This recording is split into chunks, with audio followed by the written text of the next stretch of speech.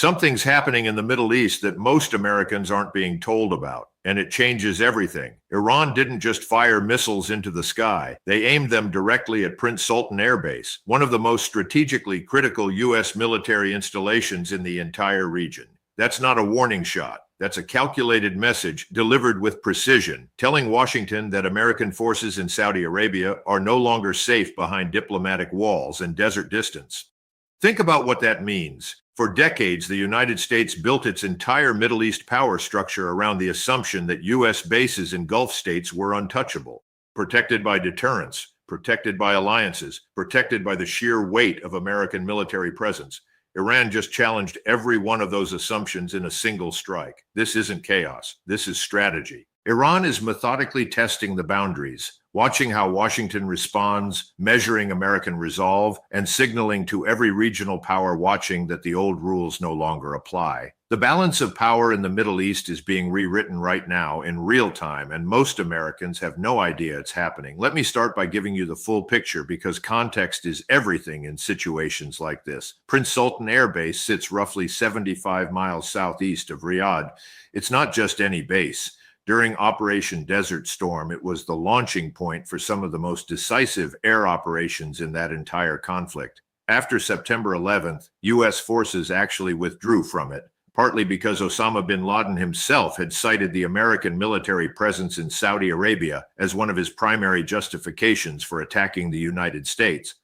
So Washington quietly pulled back, tried to lower the profile, tried to reduce the friction. Then in 2019, after Iran-linked attacks on Saudi oil infrastructure, specifically the Abqaiq and Khurais facilities, the United States reversed course entirely and sent troops back into Prince Sultan. The message at the time was simple. America is here, America is committed, and America will protect its partners. That message just got complicated because what Iran has done by targeting Prince Sultan isn't simply a military action. It's a political and psychological operation wrapped inside a military one. Iran is speaking to multiple audiences simultaneously, and this is something that Western analysts consistently underestimate about Iranian strategic thinking. They're speaking to the Saudis, telling them that their American protectors cannot actually protect them. They're speaking to the broader Arab world, demonstrating that U.S. deterrence has real limits. They're speaking to their own domestic population, showing strength and resolve at a moment when the Iranian government needs to project both. And they are speaking directly to Washington, probing for a response, testing the reflexes of an administration that is already stretched thin, managing simultaneous crises across multiple theaters.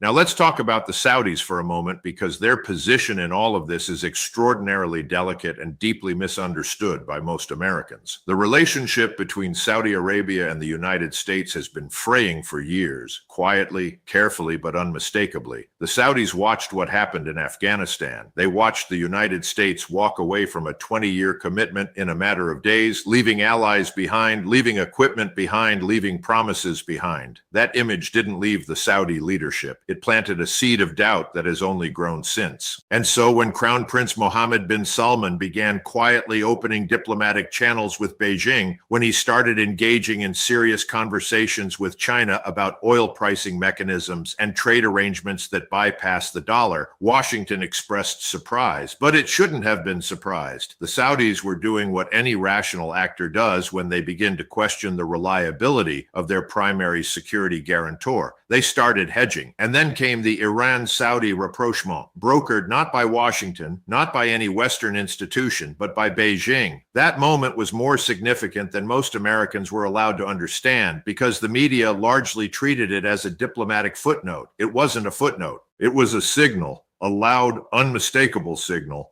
that the architecture of Middle Eastern power, the architecture that the United States spent trillions of dollars and thousands of American lives building and maintaining, was beginning to shift in ways that Washington did not control and did not initiate. And now Iran is firing missiles in the direction of a base that sits on Saudi soil, a base where American servicemen and women are stationed. So what does Riyadh do with that? How do they process the fact that their new diplomatic partner, Iran, is simultaneously targeting infrastructure on their territory? That tension is real, it is unresolved, and it is one of the most consequential dynamics in the entire region right now. Let's be honest about something that very few people in Washington want to say out loud. The United States military posture in the Middle East has been operating on a logic that made sense in 1991, that was somewhat defensible in 2003, and that is increasingly difficult to justify in 2024 and beyond. We have spent, conservatively, $8 trillion on Middle Eastern military operations over the past 2 decades. $8 trillion, that is not a misprint. And what do we have to show for it? Iraq is a fractured state with enormous Iranian influence running through its political system. Afghanistan returned to Taliban control the moment American forces departed. Libya descended into chaos after Western intervention. Syria became a humanitarian catastrophe on a biblical scale. And now we are watching Iran, the same Iran that has been under severe economic sanctions, the same Iran that has been diplomatically isolated for decades, project enough military capability to directly threaten a major U.S. installation in one of America's closest partner nations. Something in the strategic calculation has gone badly wrong, and the American people deserve to hear that said plainly. The missile technology question is one that deserves serious attention because it goes to the heart of how we ended up in this moment. Iran's ballistic missile program has developed with remarkable speed and sophistication. The same pattern has repeated itself across multiple domains: drones, cruise missiles, ballistic missiles, precision guidance systems. Western analysts consistently underestimated the rate of Iranian military development, and the intelligence community has repeatedly been caught flat-footed by Iranian capabilities that turned out to be significantly more advanced than the official assessment suggested. Part of this is because sanctions, it turns out, do not stop a determined nation-state from developing weapons. They create economic pain, real pain. But a government that decides military capability is an existential priority will find ways to pursue it regardless of external economic pressure. Iran decided that a long time ago, and the results are now flying through the air toward Prince Sultan Air Base. There's another dimension to this that connects directly to the global economic picture that many Americans are watching with growing anxiety. Every time there is a serious military incident in the Middle East, energy markets respond, oil prices move, and in a world where the United States has been quietly but unmistakably losing its grip on the petrodollar system, the system by which oil is priced and traded in US dollars, giving Washington enormous structural economic leverage over the entire global economy. Each disruption in that region accelerates conversations that other nations are already having about alternative arrangements. When Saudi Arabia discusses oil pricing in Chinese yuan, when Russia sells oil to India in rupees, when countries that used to automatically align with dollar-denominated energy markets start exploring alternatives, each of these developments individually might seem manageable. Together, they represent a tectonic shift in the economic foundation of American global power. And military instability in the Gulf, the kind of instability that Iranian missile strikes directly produce, feeds that process. It gives every nation that is questioning the reliability of US-backed security arrangements another data point, another reason to consider alternatives. Here is what I think the American people genuinely need to sit with. We have a foreign policy establishment in Washington that has been resistant, deeply resistant to honest assessment of where American strategy has succeeded and where it has failed.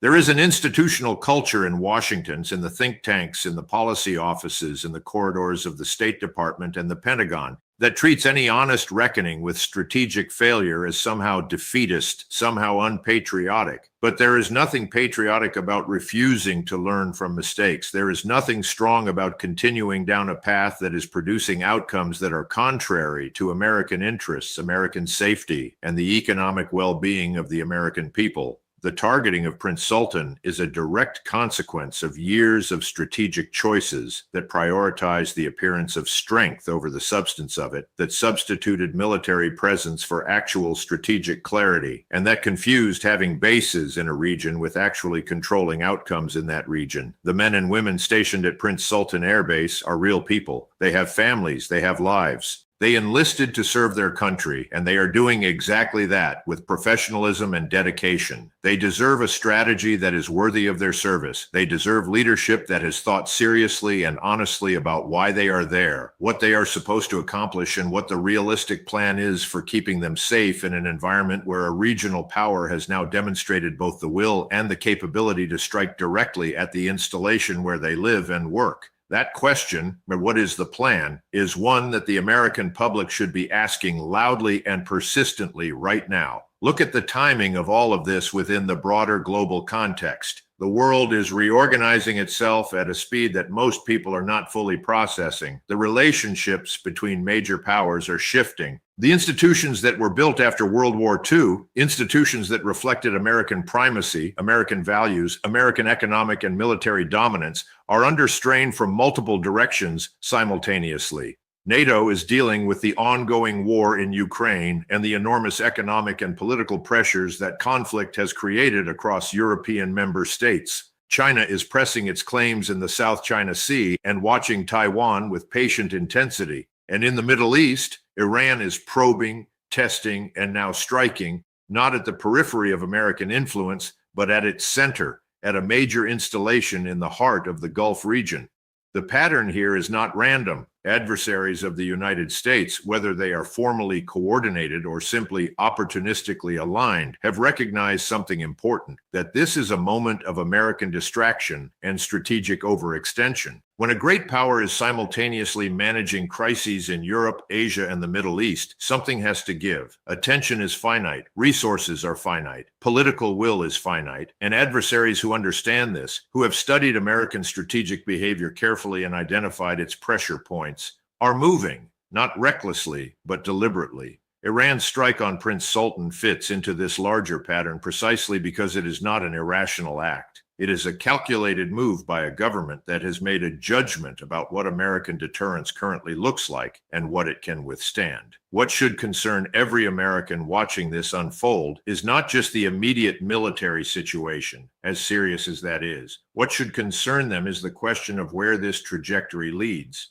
Because if the response to this strike is inadequate, if it signals to Tehran that targeting U.S. installations produces acceptable costs, then the targeting will continue and it will escalate. But if the response is disproportionate and poorly conceived, it risks triggering a wider regional conflict that the United States is not currently positioned to manage effectively while simultaneously dealing with everything else on its strategic plate. That is the trap. And the only way out of a trap is to understand it clearly, honestly, and without the fog of institutional self-deception that has clouded American strategic thinking for far too long. The question Americans should be asking right now is not simply how we respond to this specific strike. The question is, what kind of Middle East strategy actually serves American interests going forward? Not the interests of defense contractors, not the interests of regional partners whose goals and values do not always align with ours, but the core national interests of the United States of America and the people who live in it. That conversation is overdue. And events like the targeting of Prince Sultan have a way of forcing conversations that comfortable institutions would rather avoid.